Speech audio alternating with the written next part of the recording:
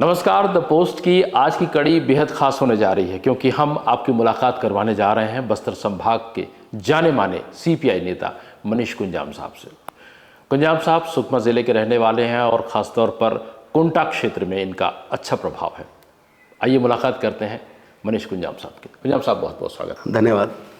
और जी, पहले तो आप लोगों के माध्यम से आपके YouTube चैनल के जितने दर्शक हैं उन सबको मैं अपने तरफ से बहुत बहुत नमस्कार कहता हूँ, जोहार कहता हूँ। जी बताइए। द पोस्ट आप देखते होंगे। द पोस्ट हमारा चैनल है। इस पोस्ट में हमारी ये बातचीत जो होगी जन सामान्य तक पहुँचेगी। दरअसल जो सारे प्रश्न हैं हमारे, वो हमारी जनता की तरफ से है जो आपसे एक्चुअली जानना चाह रही हैं कि ये सवालों का जवाब। तो मैं पहला प्रश्न रखता हूँ आपसे। विधानसभा चुनाव आ रहे हैं। अब जाहिर तौर पर कांग्रेस से ऐसा समझ में आता है कि आपके जो कवासी लखमा साहब है वो होंगे। सीपीआई की क्या तैयारी है? हम लोगों की तैयारियां तो है जी, और हम लोग चुनाव के हिसाब से भी नहीं, लेकिन जनता के जो भी अहम सवाल हैं, मुद्दे हैं, उसको लेकर के हम लोग सतत संघर्ष करते रहते हैं, लोगों के बीच जाते हैं। कौन लड़ेगा चुनाव? जहाँ तक चुनाव लड़ने का सवाल है, हमारे यहाँ एक नियम है, परिपाटी है। जी, हम लोग जिला की कमेटी की बैठक बुलाते हैं, उसमें फिर चर्चा करते हैं, फिर अनुमोदन करके फिर स्टेट को भेजते हैं।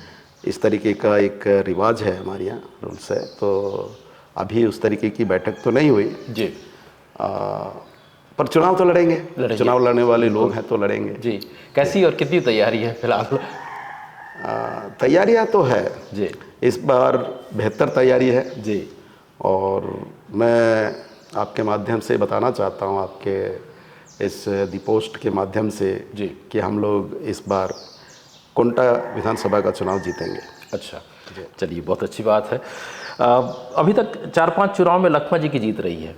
अब इस बार आपकी पार्टी में कितनी और क्या तैयारी, खैर ये इसके बारे में थोड़ा सा और हाईलाइट कर सके तो? देखिए, लखमा जी करीब 5 बार चुनाव जीते, करीब नहीं 5 बार चुनाव जीते। 25 वर्ष तक वो इस क्षेत्र का एक छत्र प्रतिनिधित्व करते रहे हैं, कर रहे हैं।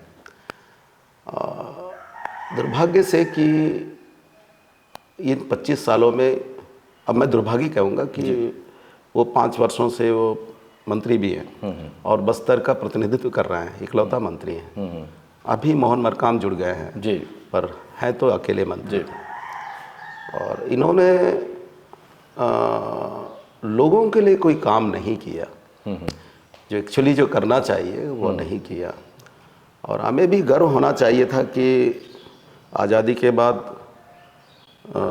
ये जो कुंटा विधानसभा है 52 से ही है और अब तक कोई विधायक मंत्री स्तर तक नहीं पहुंचा था। अच्छा, और क्षेत्रवासियों को इस तरीके से गरिमा होनी चाहिए थी, गर्व होना चाहिए था, पर वो ऐसा कोई कर्म नहीं किए जिस पे कि हम उन पर गर्व करें, बल्कि वही काम करते रहे जो जिसको हम क्या कह रहे हैं कि एक तरह से भ्रष्टाचार, वसूली, कमीशनखोरी, इसी में लिप्त रहे। अच्छा, पूरे जो भी उनके पसंदीदा ठेकेदारों को उन्होंने काम दिलाया, उनसे फिर 20%, 30% यही सब वसूलियों का काम चलता रहा ये पूरे समय में।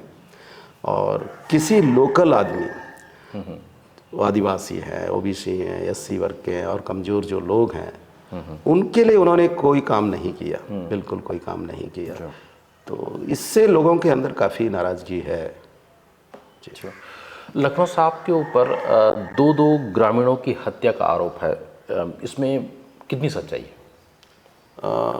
देखिए, एक तो ये कि पिछले इलेक्शन के 4 दिन पहले ये दरअसल आपने एक सभा में भी कहा है। हाँ, हमारे साथी थे, बहुत ही पुराने साथी, कलमू ध्रुवा, उसकी हत्या हुई जी, उन्हीं की पंचायत में। इतापारा एक गांव है और उनके ऊपर कोई नक्सलियों का कोई आरोप नहीं था, नक्सलियों के टारगेट में भी नहीं थे।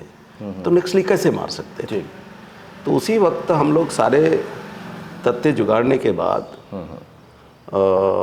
फिर हम लोगों ने एसपी को लिखित में कंप्लेंट दिया दूसरे दिन कि ये नक्सलियों की हत्या नहीं है, नक्सलियों द्वारा हत्या नहीं है, बल्कि लकमा ने हत्या कराया। तो उन दिनों के जो एसपी हैं उन्होंने हमारी इस दरख्वास्त को काफ़ी सीरियसली लिया और तमाम तरह के जो उन दिनों की जो भी हालात है उसका उन्होंने काफ़ी विश्लेषण किया जी। और वो भी इस नतीजे पर पहुंचा कि नक्सली तो नहीं मार सकते जी। तो फिर हत्या कैसा हुई, किन लोगों ने किया। तो अभी जा कर के मैं आप लोगों को बताना चाहता हूँ, आपके इस द पोस्ट के दर्शकों को, कि अभी 1 साल पहले नक्सली उसी गांव में आते हैं और 1-2 और मसला था उस गांव का, उसको लेकर के पूरे गांव के लोगों की बैठक करते हैं जी। और उसमें फिर कलमो ध्रुवा की हत्या का सवाल आता है और उनको गांव में करीब 13-14 लोगों को बहुत पिटाई करते हैं कि तुम लोग कलमो ध्रुवा की हत्या करते हो और हमारे ऊपर आरोप लगाते हो जी। तो ये बोल करके और इतना मारा पीटा किए कि कई लोग चल फिर नहीं पाए। करीब महीने भर तक उनको गांव से बाहर जाने से अच्छा मना कर दिया था, रोक लगा दिया था। तो ये एक घटना है।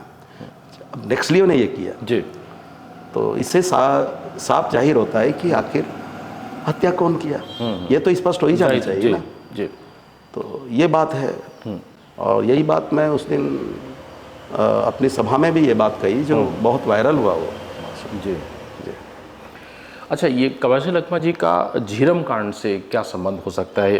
क्या इतना कि वो इस घटना में मौजूद थे? देखिए, ये एक बड़ा सवाल है। अभी तक ये करीब कितना 10 साल हो गए, 10 साल हो गए 2013 और हाँ, ये कांड में के बारे में जब भी कोई लोग सोचते होंगे तो लकमा के ऊपर संदेह करते हैं। ये हम नहीं जी, बल्कि पूरे कांग्रेस के सारे कार्यकर्ता लगभग लकमा के ऊपर संदेह करते हैं। हम तो दूसरे पार्टी के लोग हैं, हम विपक्ष के लोग हैं, लेकिन हर कांग्रेसी से पूछिए, वो भी कहीं ना कहीं ये अवश्य कहते हैं अंदर से कि नहीं, इसमें लकमा कहीं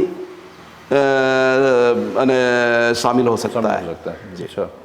तो अब आपको बताना चाहूँगा कि ये घटना के बाद उन दिनों विपक्ष में टीएस बाबा थे, विपक्ष के नेता, और जब मैं रायपुर में था, मेरा ही हम लोगों का पार्टी के बहुत पुराने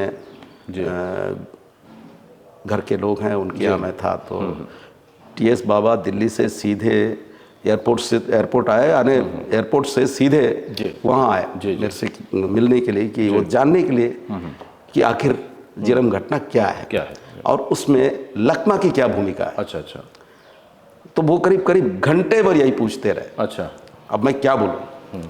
तो मैंने साफ साफ कहा कि उन दिनों कांग्रेस की गवर्नमेंट थी, यूपीए 2 की। बोले आप लोगों के पास बहुत सारे एजेंसियां हैं केंद्र सरकार की, आप लोग उनके तरफ से उनके द्वारा जांच कराइए। और मैं कहूँगा तो थोड़ा अजीब सा हो जाएगा। जी। आप लोग उनसे जांच कराइए और मालूम हो जाएगा कि कौन क्या है जी। अच्छा, आपने एक भाषण में झीरम घटना में कवासी लखमा की संलिप्तता की बात कही है और आपके अनुसार कांग्रेस के कुछ बड़े नेताओं को भी इस पर शंका रही है। तो वो कौन से ऐसे प्रमुख कांग्रेसी हैं जिन्हें आपके अनुसार शंका है? देखिए, मैं तो अब उसमें आप क्या बताएं स्पष्ट रूप से कि अभी तो मैंने टीएस बाबा का नाम लिया। जी। उन दिनों प्रमुख रूप से भूपेश भी थे, नंद कुमार पटेल के बाद वही पीसीसी प्रमुख बने, तो उनको भी शंका थी। वो भी मेरे से संपर्क करके पूछना चाहा कि क्या हुआ इस मामले में। फिर चरणदास महंत, तो आपको मालूम है कि हॉस्पिटल में उन्होंने एक वीडियो भी जारी हुआ था। वो वीडियो भी जारी हुआ, हाथ भी उठाया था, फटकारते हुए लखमा जी को डांटा ही नहीं बल्कि हाथ भी उठाया था। अच्छा।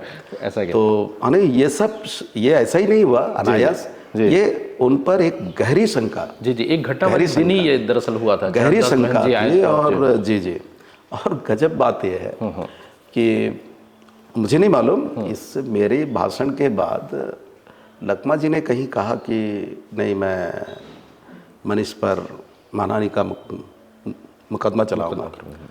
तो इतने सारे आरोप हैं। हम लोग तो, मैंने जो पहले एक घटना का जिक्र किया उसमें तो हमने लिखित में कंप्लेंट किया, और अभी भी वो जिरम कांड में वो बिल्कुल संदिग्ध आरोपी है, और कई एजेंसियां, एनआई से लेकर तमाम एजेंसियां उनको पूछताछ कर चुकी हैं, और अभी भी वो कोई बरी हुए है ऐसा नहीं है। जी।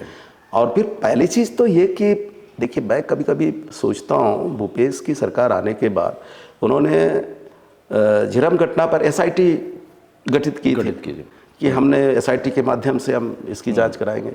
फिर अभी तक मालूम ही नहीं हुआ, पता ही नहीं चल रहा है कि उस एसआईटी का क्या हुआ, उसने कुछ काम किया नहीं किया, सार्वजनिक रूप से वो बात नहीं आई। मुझे नहीं मालूम, आप लोगों को शायद मालूम हो, पर अब क्या कहा जाए बताइए ना जी। तो ये तो हाल है। तो ये आगे बढ़ ही नहीं रहे हैं। अब बाकी एजेंसियां क्या कर रही है वो भी कुछ पूरी तरह से मालूम नहीं हो रहा है, पर क्लियर तो हो ही जाना चाहिए झीरम घटना में। जी बिल्कुल। दरअसल स्वर्गीय महेंद्र कर्मा जी के जो सुपुत्र हैं छबिंद्र कर्मा जी, उन्होंने इसी कार्यक्रम में सीधे सीधे आरोप लगाया था लकमा जी पर। इस विषय में आपका क्या कहना है?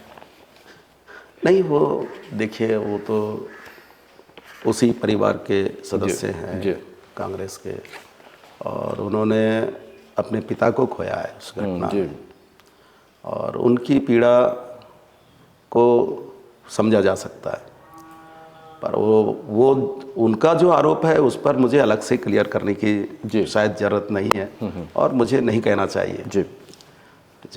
और मुझे जो कहना है मैंने कह दिया जी।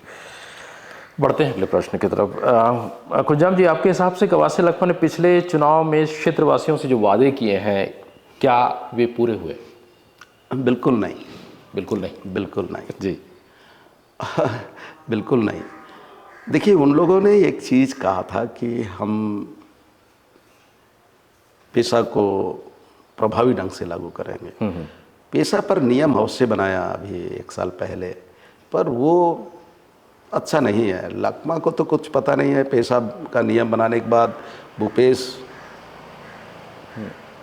लकमा को पेश करने सामने करते हैं। जी। अरे पेशा पर लकमा क्या बोलेंगे? सवाल ये है। कोई पढ़ा लिखा मंत्री आदिवासियों के भीतर भी है, उनको सामने कर देते कि भाई आप बताइए क्या है। तो ये एक दुर्भाग्य है जी। और दूसरा ये है कि उन्होंने ये कहा था कि हम जेलों में जो लोग बंद है, जो निर्दोष आदिवासी है नक्सलियों के आरोप में, इनको सबको हम तत्काल रिहा कराएंगे, छुड़वाएंगे।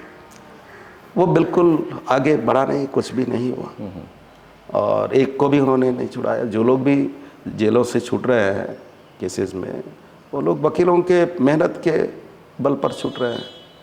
और बाकी अब जैसे बुरकापाल घटना में 122 लोग बीच में छूटे, 122 लोग, और उन लोग 5 साल से ज़्यादा समय तक जेलों में रहे जी। और एक आदमी पर करीब 52 या 53 हज़ार रुपये खर्चे आया जी।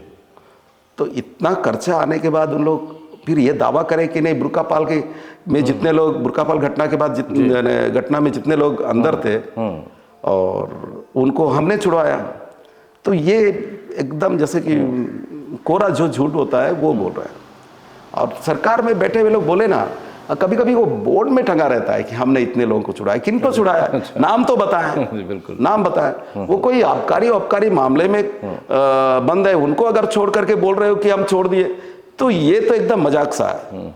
उनका जो क्या नाम वचनबद्धता थी घोषणा पत्र में, जो जनता से वादा किया था, वो ये थोड़ी था कि आबकारी मामले में बंद है उनको छोड़ के हम रियागने वो बताएंगे ऐसा, बल्कि वो था कि नक्सली मामलों में जो निर्दोष आदिवासी जेलों में बंद है उनको हम छुड़वाएंगे। उनमें से एक भी नाम बता दें किनको उन्होंने छुड़वाया?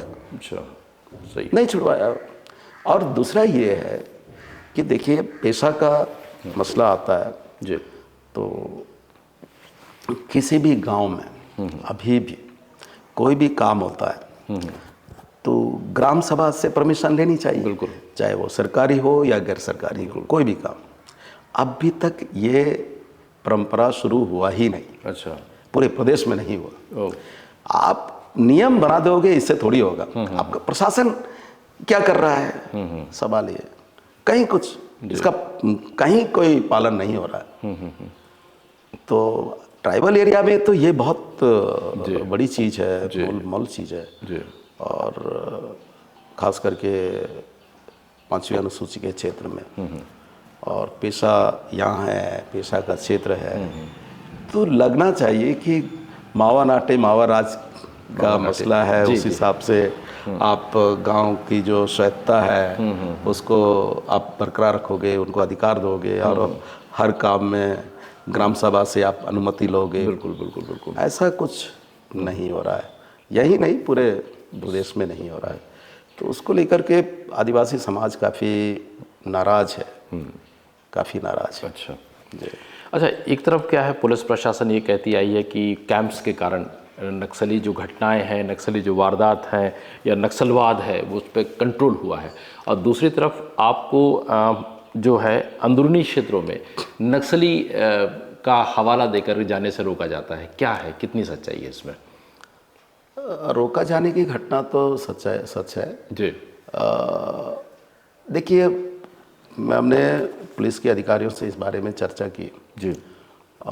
उनके रोकने के पीछे पुलिस विभाग का अपना नज़रिया है। जी जी।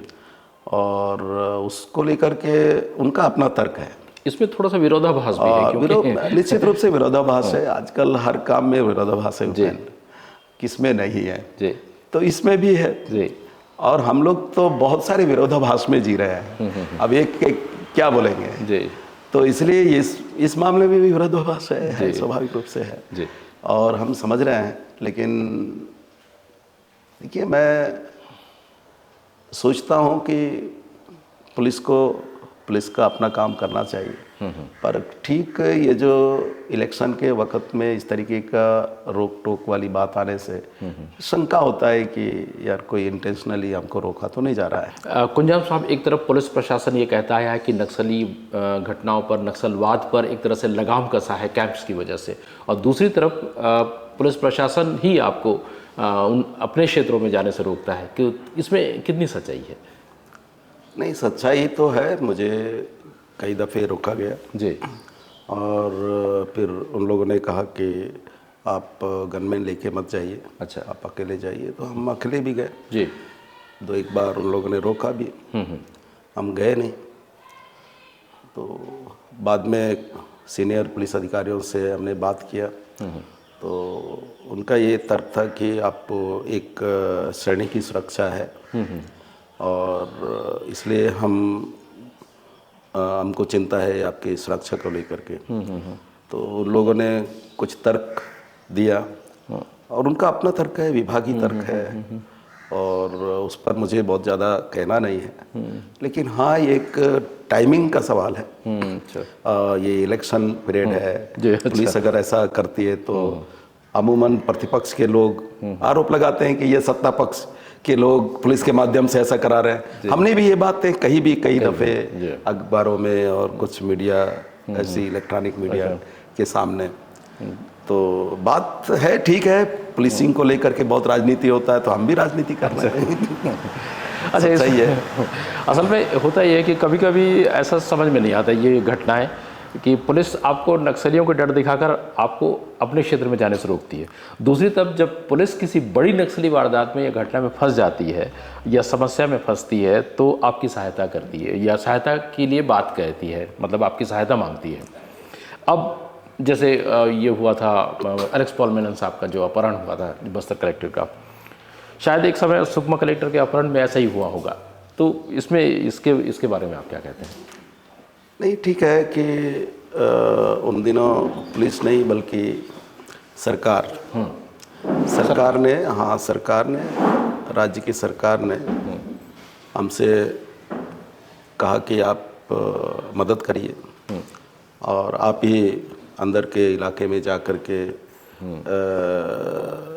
उनको ले आ सकते हो।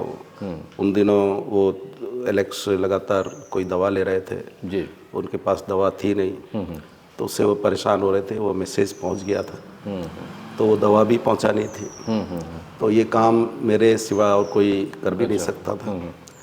तो सरकार के पास ये सारी जानकारियाँ थी, जी। पुट्स थे, तो मेरे से सीधे संपर्क किया गया और मैंने काम किया जो सच्चाई है सबके सामने है। और जहाँ तक पुलिस का सवाल है, पुलिस पर तो बहुत सारे सवाल खड़े होते ही हैं हर समय, और प्रतिपक्ष तो अक्सर ही सवाल खड़ा करती है जी। और क्या बोलेंगे। और कई बातें ऐसी होती रही कि कभी ज़माने में जी। पुलिस के खिलाफ लड़ने से लोगों की लोकप्रियता भी बढ़ जाती थी। जी। जी। और राजनीति वहीं से शुरू हो जाता था पहले। तो अब अभी भी ये मसले हैं। तो अब पुलिस दरअसल कई जगह पे जैसा रोक टोक करती है, कुछ काम करती है, तो बहुत सारे सवाल खड़े होते हैं, लोग आपत्ति करते हैं, विरोध करते हैं। और दरअसल पुलिस जहाँ पे भी ऐसा काम करती है, वो स्टेट का जो भी नेचर है वो उसका प्रतिनिधित्व करती है। इसलिए वो सीधे वो स्टेट का मसला होता है। बिल्कुल बिल्कुल। तो इस हिसाब से पुलिस हर मसले पर टारगेट बनी रहती है। बिल्कुल। और हम लोग भी पुलिस के खिलाफ बोलते ही रहते हैं। जी। और उसमें हम कोई अलग कोई व्यक्ति तो नहीं है। हम भी इस व्यवस्था के हिस्से हैं और पुलिस कब क्या करते है उसको भी हम जानते रहते हैं। तो पुलिस तो हमेशा विपक्ष के टारगेट में होती है सच्चाई। एक आखिरी सवाल में आते हैं। अभी जो वर्तमान में है, जो आपकी जो एक तरह से दिनचर्या हम समझे कैसी होती है, क्योंकि चुनाव भी आ रहे हैं और आपकी अपनी तैयारी भी है जैसा आपने बताया। ये आखिरी सवाल है हमारा, तो फाइनली हम इस सवाल के साथ में ये मुलाकात ख़त्म करेंगे। जी। नहीं, हम लोग काफ़ी व्यस्त हो गए हैं। मैं मुख्य रूप से कृषक हूँ जी। और मैं इस साल खेती में ध्यान नहीं दे पा रहा हूँ, केवल इस वजह से कि मैं लोगों से मिल रहा हूँ जी। और लोगों के समस्याओं को लेकर के बातचीत कर रहा हूँ, लड़ भी रहे हैं। और जहाँ तक संभव हो दूरस्थ गांव में भी पहुँचने की कोशिश कर रहा हूँ जी। इसलिए वक्त तो मेरे पास बहुत कम है। और दिन रात चुनाव का बुखार ही चढ़ा रहता है और सोने के पहले, सोने के बाद, उठने के बाद भी यही मन में रहता है, ध्यान में रहता है जी। तो इसलिए अब तो सो भी रहे हैं तो वही चुनाव जी। बीच में जब नींद खुलती है तो भी इलेक्शन का ध्यान आता रहता है जी। तो इसलिए अभी हमारे पास तो वक्त नहीं है जी। बिल्कुल वक्त नहीं है और सुबह उठ करके वही काम करते हैं रात तक जहाँ तक संभव हो ऐसे ही। जी। गुंजाम साहब, आपसे बात करके बहुत अच्छा लगा और हमारी शुभकामनाएं हैं अपने कार्य में आप सफल हों। धन्यवाद धन्यवाद अगली धन्यवाद। बार आपसे मुलाकात करेंगे कुछ और सवालों के साथ में। बिल्कुल बिल्कुल, थैंक यू। दर्शकों, ये थे सीपीआई के जाने माने नेता सुकमा क्षेत्र से मनीष गुंजाम साहब। अगली बार किसी अन्य शख्स के साथ द पोस्ट के कार्यक्रम में हम आपकी मुलाकात अवश्य करवाएंगे। दीजिए मुझे इजाज़त, नमस्कार।